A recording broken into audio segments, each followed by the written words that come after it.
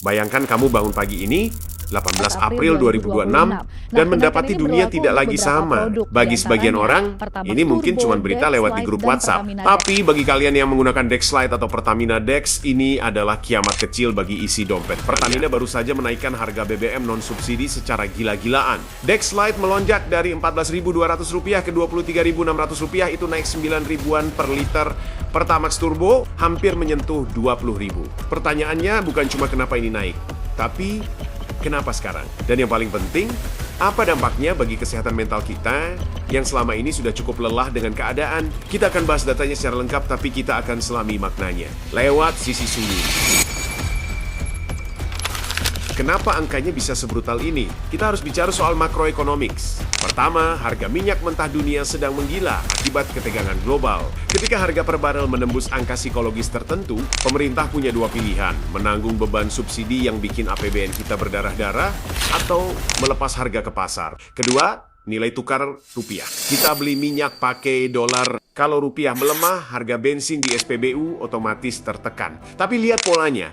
Pertalite dan Pertamax tetap. Kenapa? Karena ini adalah bumper politik. Pemerintah tahu menyentuh Pertalite sama dengan memicu demonstrasi besar-besaran. Jadi, siapa yang dikorbankan?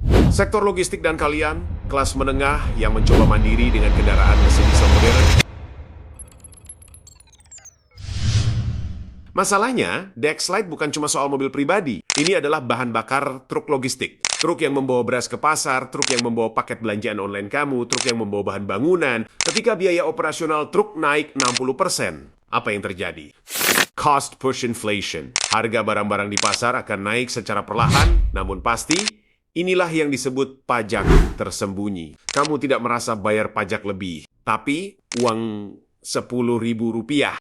Kamu sekarang cuma bisa dapat barang yang lebih sedikit dibanding bulan lalu. Ini bukan sekadar haiteng-haiteng gen, angka di atas kertas. Ini soal purchasing power, daya beli yang tergerus.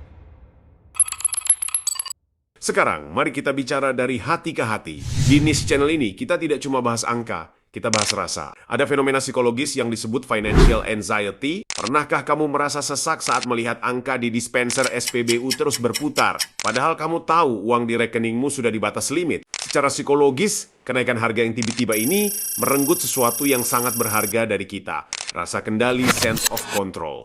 Kita merasa sudah bekerja keras, sudah bangun subuh, sudah pulang larut. Tapi dunia seolah bilang, kerja kerasmu masih belum cukup.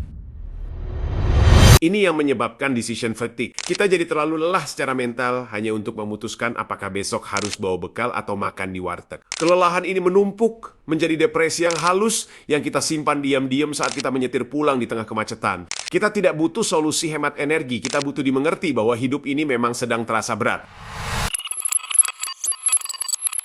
Secara finansial, kita harus mulai melakukan audit pengeluaran yang lebih ketat, tapi secara mental jangan menyalahkan diri sendiri. Ekonomi global memang sedang tidak berpihak pada kita, tapi bukan berarti kamu gagal sebagai kepala keluarga, sebagai pekerja, atau sebagai manusia. Kenaikan harga BBM hari ini adalah fakta lapangan yang keras. Tapi bagaimana kita meresponsnya secara emosional adalah hak kita.